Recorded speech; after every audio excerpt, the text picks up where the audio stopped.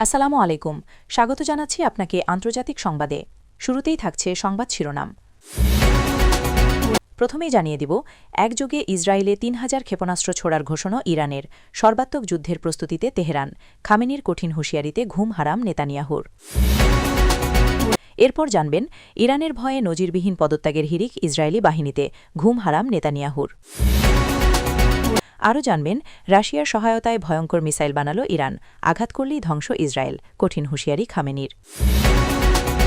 যুদ্ধবিধ্বস্তের মাঝেও গাজায় কবিছবি সুবিধানায়। ক্লাসে ফিরছেন শিক্ষার্থীরা। সর্বশেষ জানবেন, জ্বালানি তেলের লোভে ভেনেজুয়েলা দখল করতে চায় আমেরিকা। মাদুরোর কঠিন হুঁশিয়ারি। এতক্ষণ শুনছিলেন সংবাদ শিরোনাম। এখন বিস্তারিত। মধ্যপ্রাচ্যে যুদ্ধের আশঙ্কা এবার ভয়ঙ্কর মাত্রা পেয়েছে। ইরান প্রকাশ্যে ঘোষণা দিয়েছে, যদি ইসরায়েল আগ্রাসন চালায় বা ইরানি স্বার্থে আঘাত হানে, তাহলে একযোগে ৩,০০০ ক্ষেপণাস্ত্র নিক্ষেপ করে ইসরায়েলকে জবাব দেয়া হবে। এই ঘোষণার পরেই তেলাবিব থেকে ওয়াশিংটন সবখানেই চরম আতঙ্ক ও উত্তেজনা ছড়িয়ে পড়েছে। ইরানের সর্বোচ্চ নেতা আয়াতুল্লাহ আলী খামেনির ঘনিষ্ঠ সামরিক মহল থেকে জানানো হয়েছে, তেহরান এখন আর সীমিত প্রতিক্রিয়া নীতিতে বিশ্বাস করে না। যে কোনো সংঘাত হলে তা হবে সর্বাত্মক যুদ্ধ। ইরানের বিপ্লবী গার্ড দাবি করছে, তাদের হাতে রয়েছে হাজার হাজার ব্যালিস্টিক ও ক্রুজ ক্ষেপণাস্ত্র, ড্রোন ও হাইপারসনিক অস্ত্র, যা একসাথে নিক্ষেপ করলে ইসরায়েলের আকাশ প্রতিরক্ষা ব্যবস্থা ভেঙে পড়তে বাধ্য। এই ঘোষণার পর ইসরায়েলের প্রধানমন্ত্রী বেনিয়ামিন নেতানিয়াহুর কপালে গভীর চিন্তার ভাঁজ। নিরাপত্তা বৈঠক ডেকে সেনাবাহিনীকে সর্বোচ্চ সতর্ক অবস্থায় রাখা হয়েছে। আয়রন ডোম, ডেভিড স্লিং ও অ্যারো ডিফেন্স সিস্টেম সক্রিয় করা হলেও বিশ্লেষকদের মতে একযোগে হাজার হাজার ক্ষেপণাস্ত্র ছোড়া হলে তা সামাল দেয়া ইসরায়েলের জন্য বড় চ্যালেঞ্জ হয়ে দাঁড়াবে। ইরানের বক্তব্য অনুযায়ী তারা শুধু নিজ ভূখণ্ড থেকেই নয়, বরং আঞ্চলিক মিত্রশক্তিগুলোর মাধ্যমেও হামলা চালাতে সক্ষম। লেবানন, সিরিয়া ও উপসাগরীয় অঞ্চলে থাকা ইরান সমর্থিত শক্তিগুলো প্রস্তুত রয়েছে বলে ইঙ্গিত দেয়া হয়েছে। এতে করে সম্ভাব্য যুদ্ধ শুধু ইরান ইসরায়েলের মধ্যে সীমাবদ্ধ না থেকে গোটা মধ্যপ্রাচ্যে ছড়িয়ে পড়তে পারে। যুক্তরাষ্ট্র এই পরিস্থিতি গভীরভাবে পর্যবেক্ষণ করছে। হোয়াইট হাউসের ঘনিষ্ঠ সূত্র বলছে, ইরান ও ইসরায়েলের সরাসরি যুদ্ধ শুরু হলে পুরো অঞ্চল অস্থিতিশীল হয়ে পড়বে এবং তাতে মার্কিন স্বার্থও মারাত্মকভাবে ক্ষতিগ্রস্ত হতে পারে। ইউরোপীয় দেশগুলোও সংযম দেখানোর আহ্বান জানিয়েছে। সব মিলিয়ে ইসরায়েলের দিকে একযোগে ৩,০০০ ক্ষেপণাস্ত্র নিক্ষেপের হুঁশিয়ারি মধ্যপ্রাচ্যকে দাঁড় করিয়েছে যুদ্ধের কিনারায়। খামেনির কঠোর বার্তা ও তেহরানের সর্বাত্মক প্রস্তুতির ইঙ্গিত নেতানিয়াহু সরকারের জন্য এক দুঃস্বপ্নে পরিণত হয়েছে। যুদ্ধ কি সত্যিই অনিবার্য হয়ে উঠছে, নাকি শেষ মুহূর্তে কূটনীতিই রক্ষা করবে পরিস্থিতি, সেদিকেই এখন তাকিয়ে আছে গোটা বিশ্ব। এরপর জানবেন, মধ্যপ্রাচ্যে ক্রমবর্ধমান উত্তেজনার মধ্যেই ইসরায়েলি সেনাবাহিনীতে অস্বাভাবিক এক পরিস্থিতি তৈরি হয়েছে। ইরানের সঙ্গে সম্ভাব্য সর্বাত্মক সংঘাতের আশঙ্কায় ইসরায়েলি প্রতিরক্ষা বাহিনীর আইডিএফের ভেতরে একের পর এক পদত্যাগের খবর সামনে আসছে বলে আন্তর্জাতিক ও আঞ্চলিক গণমাধ্যমে আলোচনা চলছে। এই পরিস্থিতি ইসরায়েলের রাজনৈতিক ও সামরিক নেতৃত্বের জন্য বড় মাথা ব্যথার কারণ হয়ে দাঁড়িয়েছে, আর প্রধানমন্ত্রী বেনিয়ামিন নেতানিয়াহুর রাতের ঘুমও নাকি কেড়ে নিয়েছে। নিরাপত্তা বিশ্লেষকদের মতে, ইরানের প্রকাশ্য হুঁশিয়ারি, ক্ষেপণাস্ত্র ও ড্রোন সক্ষমতার প্রদর্শন এবং আঞ্চলিক মিত্রশক্তিগুলোর সক্রিয়তার কারণে ইসরায়েলি বাহিনীর ওপর মানসিক চাপ বেড়েছে।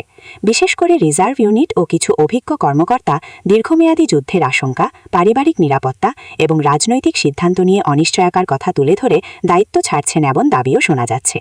যদিও ইসরায়েলি সেনাবাহিনী আনুষ্ঠানিকভাবে ব্যাপক পদত্যাগ শব্দটি স্বীকার করছে না, তবুও অভ্যন্তরীণ অস্বস্তির কথা অস্বীকার করা যাচ্ছে না। ইরান বারবার জানিয়েছে, ইসরায়েল কোনো আগ্রাসী পদক্ষেপ নিলে তার জবাব হবে কঠোর ও বহুমাত্রিক। এই বার্তা শুধু তেলাবিবের রাজনৈতিক নেতৃত্ব নয়, মাঠ পর্যায়ে সেনাদের মধ্যেও গভীর প্রভাব ফেলেছে বলে মনে করছেন পর্যবেক্ষকেরা। একযোগে বহু ফ্রন্টে সংঘাতের আশঙ্কা লেবানন, সিরিয়া ও উপসাগরীয় অঞ্চল ইসরায়েলি নিরাপত্তা পরিকল্পনাকে আরও জটিল করে তুলছে। এই প্রেক্ষাপটে নেতানিয়াহু সরকার একের পর এক জরুরি নিরাপত্তা বৈঠক করছে। সেনাবাহিনীর মনোবল ধরে রাখতে এবং বাহিনীর ভেতরের অসন্তোষ প্রশমিত করতে বিশেষ উদ্যোগ নেওয়ার কথা শোনা যাচ্ছে। তবে রাজনৈতিক অস্থিরতা ও আন্তর্জাতিক চাপের কারণে পরিস্থিতি সামাল দেওয়া কঠিন হয়ে পড়ছে বলেই মত বিশ্লেষকদের। বিরোধী রাজনৈতিক শিবির সরকারের সমালোচনা করে বলছে, কূটনীতির ব্যর্থতা ও আগ্রাসী ভাষার কারণেই ইসরায়েল আজ এমন চাপে পড়েছে। অন্যদিকে সরকার পক্ষের দাবি, এটি শত্রুপক্ষের মনস্তাত্ত্বিক যুদ্ধের অংশ এবং ইসরায়েলি বাহিনী এখনও শক্তিশালী ও প্রস্তুত। ইরানের সঙ্গে সম্ভাব্য সংঘাতের ছায়ায় ইসরায়েলি বাহিনীতে পদত্যাগের গুঞ্জন এবং নেতৃত্বের উদ্বেগ দেশটির নিরাপত্তা পরিস্থিতিকে নতুন করে প্রশ্নের মুখে ফেলেছে। এই সংকট কূটনীতি ও সংযমে কাটবে নাকি আরও বড় সংঘাতের দিকে যাবে, সেদিকেই এখন তাকিয়ে আছে আন্তর্জাতিক মহল। আরও জানবেন, মধ্যপ্রাচ্যের উত্তেজনা আরও তীব্র আকার ধারণ করেছে। আন্তর্জাতিক নিরাপত্তা মহলে জোরালো আলোচনা চলছে রাশিয়ার কারিগরি ও কৌশলগত সহায়তায় ইরান একটি নতুন প্রজন্মের ভয়ঙ্কর ক্ষেপণাস্ত্র তৈরি করেছে, যা ইসরায়েলের জন্য মারাত্মক হুমকি হয়ে উঠতে পারে। এই অস্ত্রকে ঘিরে ইরানের সর্বোচ্চ নেতা আয়াতুল্লাহ আলী খামেনির কঠোর হুঁশিয়ারি তেল আবিবে নতুন করে আতঙ্ক সৃষ্টি করেছে। ইরানি সামরিক সূত্রের বরাতে দাবি করা হচ্ছে, এই ক্ষেপণাস্ত্র উচ্চ গতিসম্পন্ন, নির্ভুল লক্ষ্যভেদে সক্ষম এবং আধুনিক আকাশ প্রতিরক্ষা ব্যবস্থা ফাঁকি দিতে পারে। রাশিয়ার উন্নত প্রযুক্তি ও অভিজ্ঞতা কাজে লাগিয়ে ক্ষেপণাস্ত্রটির পাল্লা, গতি ও ধ্বংসক্ষমতা আগের যে কোনো ইরানি অস্ত্রের চেয়ে অনেক বেশি বলে বলা হচ্ছে। ইরানের বিপ্লবী গার্ডের দাবি, আঘাত হানলে শত্রুপক্ষের গুরুত্বপূর্ণ সামরিক ও কৌশলগত স্থাপনা মুহূর্তেই ধ্বংস হয়ে যেতে পারে। এই প্রেক্ষাপটে খামেনি স্পষ্ট ভাষায় হুঁশিয়ারি দিয়েছেন, ইরান আক্রমণের শিকার হলে তার জবাব হবে দ্রুত, কঠোর এবং সিদ্ধান্তমূলক। তার বক্তব্যে ইঙ্গিত মিলেছে, ইসরায়েল যদি কোনো আগ্রাসী পদক্ষেপ নেয় তাহলে এই নতুন ক্ষেপণাস্ত্র ব্যবহারে ইরান পিছপা হবে না। এই বক্তব্যকে অনেকেই সরাসরি ইসরায়েলের প্রতি সতর্কবার্তা হিসেবে দেখছেন। ইসরায়েলের নিরাপত্তা মহলে এই খবর গভীর উদ্বেগ সৃষ্টি করেছে। প্রধানমন্ত্রী বেনিয়ামিন নেতানিয়াহু জরুরি নিরাপত্তা বৈঠক ডেকে প্রতিরক্ষা বাহিনীকে সর্বোচ্চ সতর্ক অবস্থায় রাখার নির্দেশ দিয়েছেন বলে জানা গেছে। ইসরায়েলের আকাশ প্রতিরক্ষা ব্যবস্থা শক্তিশালী হলেও একাধিক উন্নত ক্ষেপণাস্ত্র একসাথে নিক্ষেপ করা হলে তা সামাল দেয়া কঠিন হতে পারে, এমন আশঙ্কা করছেন বিশ্লেষকেরা। যুক্তরাষ্ট্র ও ইউরোপীয় দেশগুলো পরিস্থিতি নিবিড়ভাবে পর্যবেক্ষণ করছে। হোয়াইট হাউসের মতে, রাশিয়া ইরান সামরিক সহযোগিতা মধ্যপ্রাচ্যের শক্তির ভারসাম্যকে আরও অস্থিতিশীল করে তুলতে পারে। অন্যদিকে মস্কো ও তেহরান বলছে তাদের সহযোগিতা প্রতিরক্ষামূলক এবং আন্তর্জাতিক আইনের মধ্যেই সীমাবদ্ধ। সব মিলিয়ে রাশিয়ার সহায়তায় ইরানের নতুন ক্ষেপণাস্ত্র ও খামেনির কঠোর হুঁশিয়ারি মধ্যপ্রাচ্যকে আবারও এক বিপজ্জনক মোড়ে দাঁড়িয়েছে। কূটনীতির পথে উত্তেজনা কমবে নাকি শক্তির প্রদর্শনী সংঘাতের দিকে ঠেলে দেবে, সেদিকেই এখন তাকিয়ে আছে গোটা বিশ্ব। এরপর জানবেন, ধ্বংসস্তূপ, বিদ্যুৎ সংকট আর নিরাপত্তাহীনতার মাঝেও গাজায় আবারও জেগে উঠেছে শিক্ষার আলো। দীর্ঘদিন বন্ধ থাকার পর কয়েকটি বিশ্ববিদ্যালয় সীমিত পরিসরে ক্লাস চালু করেছে, আর তাতে ফিরছেন শিক্ষার্থীরা। যুদ্ধের ভয়াবহতা আর অনিশ্চয়তার মধ্যেও বই খাতা হাতে ক্লাসে বসা এই তরুণদের চোখে এখন টিকে থাকার এক অদম্য প্রত্যয়। স্থানীয় সূত্র জানায়, বোমা হামলায় ক্ষতিগ্রস্ত ভবনের আংশিক মেরামত করে কিংবা অস্থায়ী শ্রেণীকক্ষে পাঠদান শুরু হয়েছে। কোথাও অনলাইনে, কোথাও সরাসরি, দুই পদ্ধতিতেই চলছে ক্লাস। বিদ্যুৎ না থাকায় অনেক সময় জেনারেটর বা সীমিত সৌরবিদ্যুৎ ব্যবহার করে লেকচার দেয়া হচ্ছে। শিক্ষক ও শিক্ষার্থীরা জানাচ্ছেন, স্বাভাবিক পরিবেশ না থাকলেও শিক্ষা কার্যক্রম চালু রাখাই এখন সবচেয়ে বড় চ্যালেঞ্জ ও সাহসের প্রতীক। একজন শিক্ষার্থী বলেন, চারপাশে ধ্বংস আর কষ্ট, তবুও পড়াশোনায় ফিরতে পারাটা আমাদের জন্য আশার মতো। শিক্ষা বন্ধ হলে আমাদের ভবিষ্যৎ আরও অন্ধকার হয়ে যাবে। অনেক শিক্ষার্থী পরিবারের সদস্য হারিয়েছেন বা বাড়িঘর ধ্বংস হয়েছে, তবুও তারা মনে করছেন শিক্ষাই পারে এই সংকটের মধ্যেও সামনে এগিয়ে যাওয়ার শক্তি দিতে।